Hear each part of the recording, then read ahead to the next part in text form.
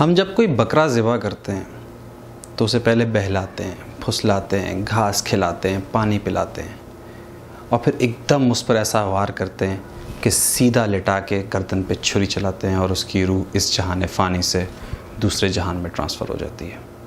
قرۃ العین حیدر صاحبہ کے لکھنے کا انداز بھی بالکل ایسا ہی ہے۔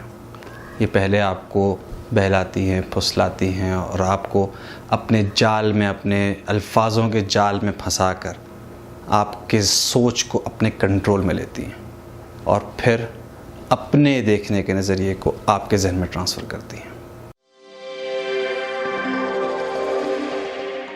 السلام علیکم فرینڈز، نوید یار خان ایک نئی کتاب کے ساتھ آپ کے سامنے پھر حاضر ہے۔ کتاب یقیناً نئی نہیں ہے، لیکن جب بھی آپ اسے پڑھیں گے اسے ایک نیا پن کے ساتھ پڑھیں گے۔ میں نے اس کتاب کو تقریباً 2 دفعہ پڑھا ہے، ایک جب میں بہت ینگ ایج میں تھا اور ایک کچھ 2 سال پہلے، لیکن یقین کریں جب میں نے اسے دوبارہ پڑھا، دوسری دفعہ پڑھا، تو مجھے بالکل بھی یقین نہیں آیا کہ یہ کتاب میں پہلے پڑھ چکا ہوں۔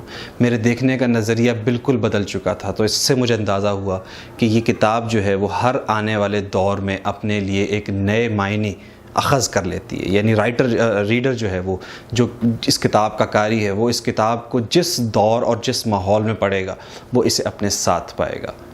یہ کتاب ہے دریا کے بارے میں، آگ کے دریا کے بارے میں۔ ایک ایسا دریا جو ہم سب کو بہائے لیے جا رہا ہے، جس کا رخ موڑنے کی طاقت ہم میں سے کسی میں نہیں ہے، جس کی سمت وہ خود طے کرتا ہے، ہم صرف اس کے اندر سفر کر سکتے ہیں۔ اکثر پڑھنے والوں نے اس کتاب کے بارے میں یہ کہا ہے کہ یہ کتاب بہت سلو ہے۔ یقیناً یہ کتاب بہت سلو ہے۔ میں اس کتاب کو ایک کشتی سے تعبیر کرتا ہوں، ایک ایسی کشتی جس پر سفر کر کے ہم آگ کے دریا کو عبور کرتے ہیں، اور جب سفر آگ کے دریا پہ ہو تو اسے جتنا آہستہ کیا جائے اتنا تکلیف دہ ہوتا ہے، لیکن اگر ہم اس پہ تیز چلنے کی کوشش کریں گے تو وہ آگ ہمیں جھلسا کے رکھ دے گی۔ اپنی جنبش قلم کے نتیجے میں قرۃ العین حیدر صاحبہ نے اردو کے پڑھنے والے اور لکھنے والے دونوں پر ایک ایسا کاری وار کیا ہے جسے بھول پانا، جسے اگنور کرنا اتنا آسان نہیں ہے۔ یہ کتاب آئیڈیالوجیز پہ بات کرتی ہے، یہ کتاب فلسفے پہ بات کرتی ہے، یہ کتاب تاریخ پہ بات کرتی ہے، یہ کتاب ہر اس ٹاپک کو ٹچ کرتی ہے جس پر آج تک لکھا گیا ہے۔ اس کتاب کو کسی ایک فریم میں فٹ کرنا میرے حساب سے اس کے ساتھ زیادتی ہے۔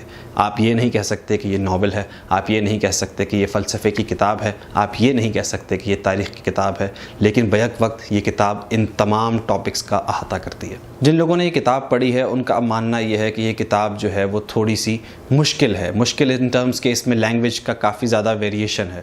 جی ہاں، ایسا ہے۔ اس کتاب میں سنسکرت کے کافی الفاظ استعمال کیے گئے ہیں۔ اس کی وجہ یہ ہے کہ یہ کتاب ہندوازم کی آئیڈیالوجیز کے اوپر بھی کافی ڈیٹیلڈ میں ڈسکشن کرتی ہے، تو اس لیے ضروری ہے کہ آپ کو اس کتاب کو پڑھنے سے پہلے تھوڑی بہت سنسکرت کی معلومات بھی ہونی چاہیے۔ لیکن چونکہ ہم سب انڈین موویز سے بہت زیادہ انسپائرڈ بھی ہیں اور ہم ان سب کو دیکھتے بھی ہیں، تو ہمیں اکثر الفاظ جو ہیں وہ ہمیں پہلے سے معلوم ہیں۔ بہت زیادہ مشکل الفاظ نہیں ہیں، لیکن ہاں تھوڑے سے ڈفرینٹ الفاظ جو ہم عام کتابوں سے پڑھتے ہیں وہ ضرور آپ کو اس میں جو ہے وہ پڑھنے کو ملیں گے۔ کیریکٹرز بہت زیادہ اسٹرانگ نہیں ہیں۔ اکثر لوگوں کا یہ ماننا ہے کہ یار بہت ویک کیریکٹرز ہیں، کئی جگہوں پہ جو ہے وہ کیریکٹرز جو ہیں وہ اس طرح سے انصاف نہیں کر پا رہے اسٹوری کے ساتھ جس طرح سے کرنا چاہیے، لیکن میرا ماننا یہ ہے کہ کیریکٹرز جو ہیں وہ اس لیے ویک رکھے گئے ہیں کیونکہ انہیں بار بار آپ کے سامنے آنا ہے، انہیں ریپیٹیڈلی آپ کے سامنے آنا ہے۔ ماحول بدلتا ہے، جب ٹائم بدلتا ہے تو ہماری سوچ بدلتی ہے، اور جب بدلی ہوئی سوچ کے ساتھ آپ نے کسی کردار کو دکھانا ہوتا ہے تو آپ اس کو بہت زیادہ مضبوط ایک انداز میں نہیں دکھا سکتے۔ آپ کو یقیناً اس کے اندر فلیکسیبلٹی کا ایک عنصر جو ہے نا وہ